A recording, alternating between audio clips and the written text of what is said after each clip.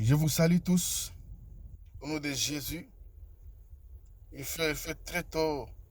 Je disais un mot à Dieu ce matin et j'ai pensé à vous, j'ai pensé à toi. Je voudrais te dire encore un mot sur la prière. Et ce matin, je voudrais dire que la prière, c'est se mettre au-dessus pour se disposer à chercher Dieu. Se mettre au-dessus pour se disposer à chercher Dieu.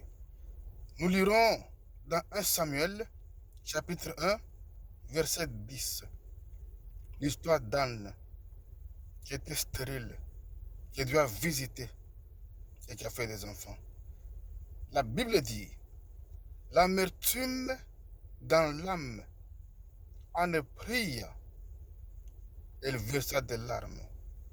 L'amertume dans l'âme, Anne pria l'Éternel et versa des larmes. On voit cette femme qui était stérile, qui ne faisait pas d'enfants, et qui avait une rivale qui l'a mortifiée, ou qui se moquait d'elle. Mais ce qui me touche, la Bible dit, l'amertume dans l'âme en a prié Dieu. C'est-à-dire, dans son âme, en elle, elle ressentait la tristesse. Elle sentait l'amertume. Elle n'a pas laissé l'amertume l'engloutir. Elle n'a pas subi, mais s'est mis au-dessus de l'amertume pour chercher Dieu. Écoutez, ce n'est pas tous les jours que tu auras envie de prier, de chercher Dieu. Il faut surmonter ce manque d'envie de prier. Il faut surmonter ce que tu ressens pour chercher Dieu et pour l'appeler et le prier. Et là, tu verras sa gloire.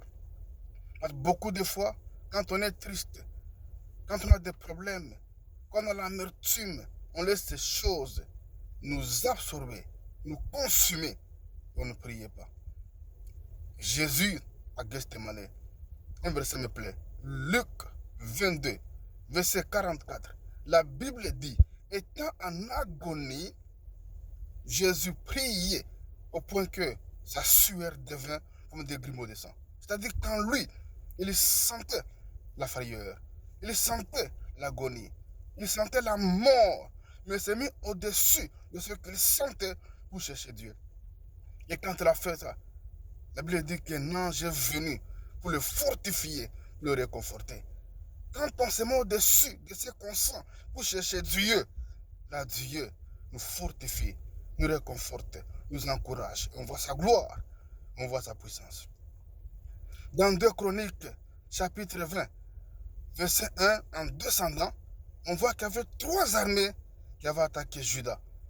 Et dans 2 Chroniques 20, verset 3 dit, le roi Josaphat, on dit, dans sa frayeur, il cherchait Dieu. C'est-à-dire, quand il était attaqué en lui, il a senti la peur l'envahir.